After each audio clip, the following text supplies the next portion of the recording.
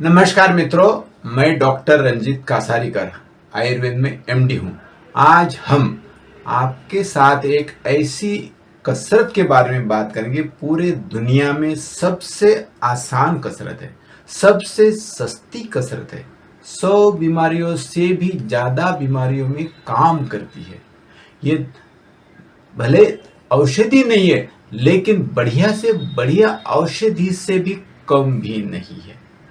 ये दुनिया का हर एक इंसान बहुत ही आसानी से कर सकता है, चाहे वो अमीर हो चाहे गरीब हो, काला हो गोरा हो, छोटा हो मोटा हो, स्त्री हो या पुरुष हो, इसे ये कसरत कर सकता है।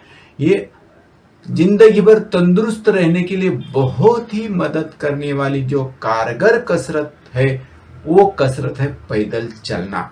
आज हम पैदल चलने के जो बहुत सारे फायदे हैं, 100 बीमारियों से भी ज्यादा बीमारियों में मदद होती है, उसमें से कुछ जरूरी फायदों के बारे में आज हम बात करेंगे। पहला फायदा है पैसों की बचत। पैदल चलने से पैसों की बचत कैसी होती है? पैदल हम चलने की कसरत करते रहेंगे तो बहुत सारे बीमारियों से दूर रहेंगे, और बीमारियों से दूर रहेंगे तो बीमारियों पे जो खर्चे हो जाते हैं, वो खर्चे से हमारी बचत हो जाती है, तो इनडायरेक्टली वो हमारी बचत ही हो गई। दूसरा फायदा के बारे में बात करते हैं, फेफड़ों के द्वारा जो फायदा हो जाता है, जैसे कि हम चलने की कसरत करते समय फेफड़ों को ज्यादा ऑक्सीजन की जरूरत पड़ती है, और वो ऑक्सीजन लेता है, और उस ऑक्सीजन लेवल बढ़ने के कारण फेफड़ा मजबूत हो जाता है। फेफड़ा मजबूत होने के कारण फेफड़े के जो बहुत सारे अलग अलग बीमारियां हैं, जानलेवा बीमारी है, उसमें भी बहुत राहत है, तो राहत मिल जाती है। जैसे कि पुरानी सर्दी, खांसी, अस्थमा, एलर्जी, इसमें बहुत सारा अच्छा फायदा हो जाता है। पेट की बीमारियों की बात करेंगे। पेट की बीमारियों में चलने की कसरत से क्या फायदा हो जाता है? जैसे हम चलने की कसरत करते हैं तो उस समय हमारे आंतों की जो मूवमेंट्स है, आंतों की हलचल बढ़ जाती है, उसको पेरिस्टाल्सिस मूवमेंट कहा जाता है। और पेरिस्टाल्सिस मूवमेंट बढ़ने के कारण पेट की जो भी बीमारियां हैं, जैसे कि एसिडिटी, गैस, कब्जियत, भूख नहीं लगना, इसी के अलावा अल्सर, इसमें भी बहुत अच्छी तरह से काम हो जाते हैं। इसी के अलावा पाइल्स, उसमें भी बहुत अच्छी तरह से चलने की कसरत में मदद हो जाती है।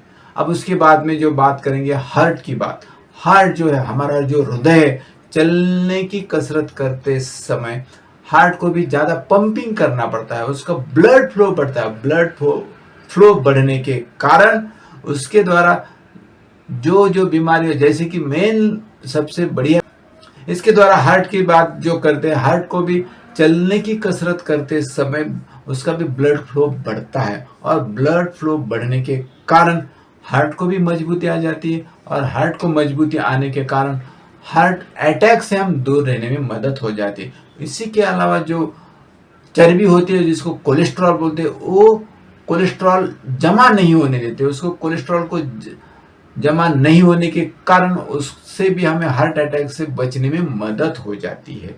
अभी तीसरा जो फायदा हो जाता है ब्रेन के द्वारा, जैसे कि हम चलते हुए ऑफ कोर्स ब्रेन का भी ब्लड फ्लो बढ़ता है। ब्रेन का ब्लड फ्लो बढ़ने के कारण ब्रेन स्ट्रोक से हम दूर रहने में मदद हो जाती है। इसी के अलावा पैरालिसिस है, अल्जाइमर है, डिमेंशिया है, इंसोम्निया, नींद नहीं आना, और इसके अलावा छोटे छोटे जो भी ब्रेन के जो भी प्रॉब्लम्स है, वो ब्रेन के प्रॉब्लम से भी हम दूर रहने में बहुत मदद हो जाती है। उसके बाद बात करते हैं जोड़ों की प्रॉब्लम। जोड़ों के ऑफ कोर्स जैसे भी हम चलने की कसरत करते हैं तो जोड़ों को भी ब्लड फ्लो बढ़ता है। ब्लड फ्लो बढ़ने के कारण वहां जोड़ों में जो लुब्रिकेशन हो जाता है, वो लुब्रिकेशन अच्छी तरह से नॉर्मल रहने में मदद हो जाती है। सारे जोड़ फ्लेक्सिबल रहते हैं, लचीले बनते हैं, शरीर की संतुलन अच्छी तरह से बनाए रखती है। इसी के अलावा चलने की कसरत से हम कैंसर से दूर रहने में मदद हो जाती है। वजन कम होने में मदद हो जाती है। प्रतिकार क्षमता, हमारी इम्यूनिटी पावर बहुत ही स्ट्रांग होने में मदद हो जाती है। शरीर हमेशा तरोताजा रहता है। आंखों की रोशनी बढ़ती रहती है। टेस्टोस्टेरॉन का लेवल बढ़ता रहता है। कैलोरी जलने के कारण डायबिटीज कंट्रोल में रहने में मदद हो जाती है। मेंटल हेल्थ, स्ट्रेस, ये एंग्जाइटी, इसमें भी बहुत अच्छी तरह से मदद हो जाती है और नींद बढ़िया से आती है। अभी इस जो फायदे के बारे में बात हो गई, अब कुछ इसके बाद हम चलते समय क्या सावधानी बरते इसके बारे में बात करते हैं। चलते समय हमेशा कपड़े, शूज जो है एकदम कंफर्टेबल पहने।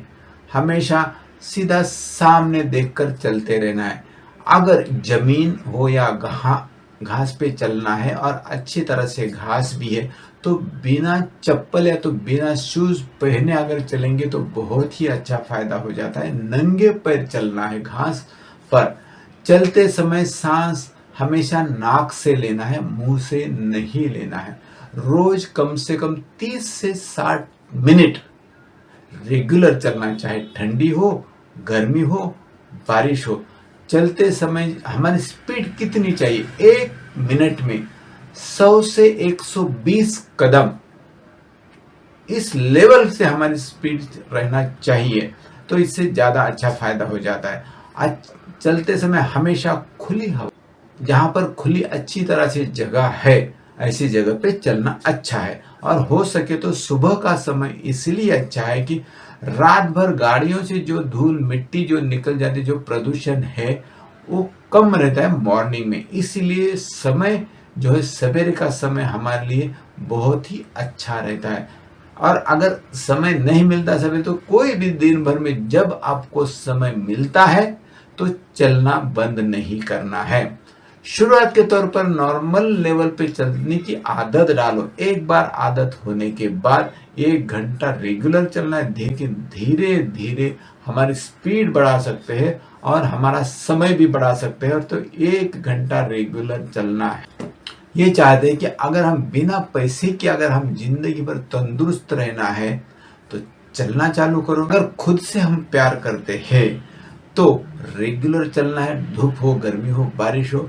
और यही ऐसा कि हमारे जो दोस्त है, हमारे रिश्तेदार है, उनको भी ये सब जानकारी बताकर उनको भी जिंदगी भर तंदुरुस्त रहने के लिए मदद करो।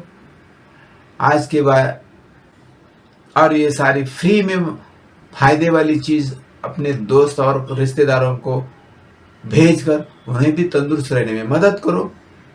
और दोस्तों, अगर आप खुद को प्यार करते हो तो ये फ्री में मिलने वाली कसरत रेगुलर करना है और हमें तंदुरुस्त रहना है। और यही फ्री में चलने वाली जो कसरत है वो हमारे सारे रिश्तेदार दोस्तों को भी बताकर उनको भी चलने के लिए प्रेरित करें और सब मिलके तंदुरुस्त रहे।